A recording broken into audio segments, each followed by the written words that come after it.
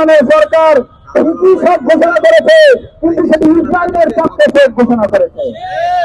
আমরা দেখতে পেয়েছি তারেক রহমানের পররাষ্ট্রমন্ত্রী এই ছেড়ে জেনে কিনা ইরানের বিরুদ্ধে ইসরায়েলের পক্ষে আমেরিকার পদলেহন করে বিবৃতি দিয়েছে। এই গভর্নমেন্টের একটা সব সাহস হয় নাই ইসরায়েল এবং মার্কিনরা ইরানে এবং আগ্রাসন চালাচ্ছে সেটার প্রতি নিন্দা জানানোর। এটাই প্রমাণ করে যে বর্তমান গভর্নমেন্ট তারা এই ইরানে যে আগ্রাসন চলছে, মার্কিন এবং ইসরায়েলের আগ্রাসন, সেই আগ্রাসনের প্রতি পরোক্ষভাবে সমর্থন যোগাচ্ছে।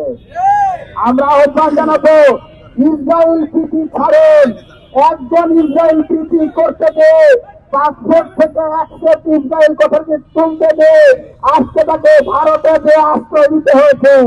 আপনি যদি হাসিনার মতো একই পথ অনুসরণ করে আবারও ইসরায়েলের সাথে সম্পর্ক স্বাভাবিকীকরণ করার দিকে হাঁটেন, তাহলে সেই ট্রাভেল পাস নিয়ে এসেছেন, সেই ট্রাভেল পাস হাতে ধরে আপনাকে আবারও লন্ডন আমাদের একটা সময় লাগবে না।